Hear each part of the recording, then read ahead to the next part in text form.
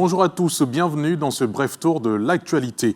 Le vice-président de la République était ce jeudi dans la capitale politique ivoirienne. Tiemoko Meïlie Kone y a procédé au lancement de l'Académie de la bonne gouvernance et du leadership anticorruption. Ce programme veut favoriser l'émergence d'un Ivoirien nouveau engagé pour la lutte contre la corruption et la promotion de l'intégrité.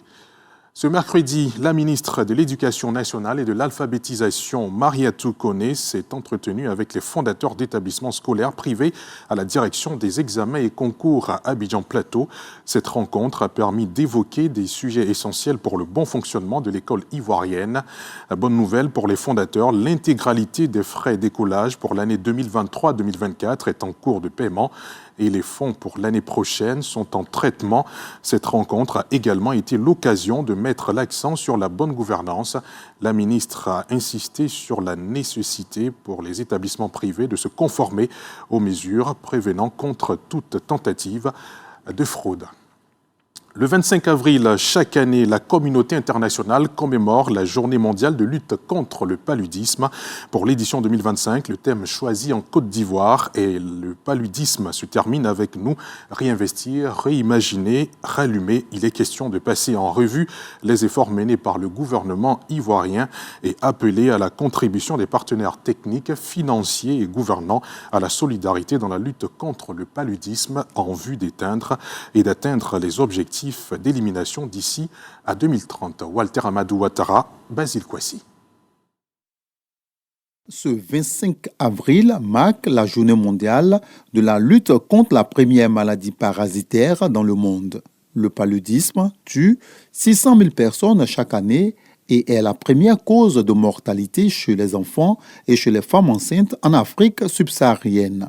En Côte d'Ivoire, selon le ministère de la Santé, de l'Hygiène publique et de la couverture maladie universelle, les résultats de la lutte contre le paludisme sont satisfaisants, en témoigne le taux de morbidité en baisse de 60%. Ces résultats sont le fruit des efforts conjugués du gouvernement, des partenaires techniques et financiers, ainsi que des communautés elles-mêmes. Mais cela ne peut occulter la prévalence hospitalière qui représente 30% des consultations dans les formations sanitaires, faisant de cette maladie l'une des plus grandes causes de morbidité dans notre pays.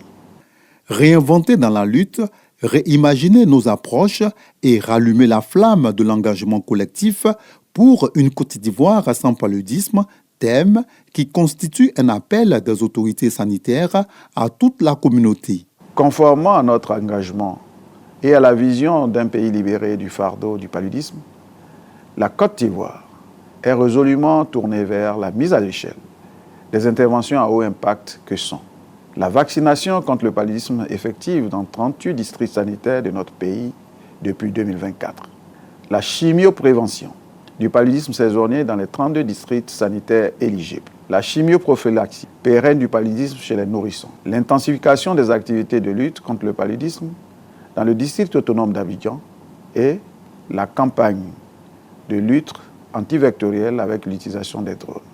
La synergie de ces interventions associée à la prise en charge correcte des cas de paludisme, à l'utilisation effective des moustiquaires, à l'assainissement de notre cadre de vie et à la chimioprévention du paludisme chez la femme enceinte permettra d'atteindre nos objectifs.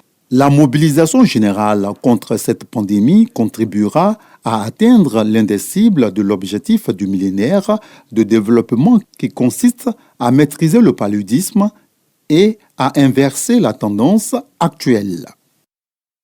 Hors de nos frontières au Sénégal, le Conseil constitutionnel a débouté ce 24 avril une loi interprétative présentée par les députés du camp du président qui voulait modifier la loi d'amnistie votée par l'ex-président Macky Sall à la fin de son mandat.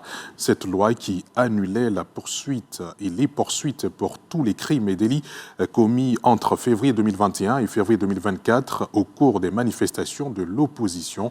Une décision saluée unanimement par la classe politique sénégalaise. Et puis on termine ce périple de l'actualité avec l'Inde et le Pakistan au bord d'un nouvel affrontement militaire. Après l'attentat contre des touristes au Cachemire indien, les deux voisins s'accusent mutuellement et se menacent de représailles. Ils ont suspendu d'importants traités bilatéraux. Les deux parties ont d'ailleurs annoncé des mesures fermes, expulsion de diplomates, annulation de visas, fermeture de postes frontières. Mais l'Inde a surtout suspendu l'accord de partage des eaux du fleuve hindou. Un haut responsable de l'administration au Cachemire pakistanais a fait état ce vendredi d'échanges de tirs durant la nuit entre les troupes pakistanaises et indiennes le long de la ligne de contrôle, la frontière de facto entre les deux pays au Cachemire. Et c'est la fin de ce bref tour de l'actualité. Merci infiniment de nous avoir suivis. Rendez-vous à 13h.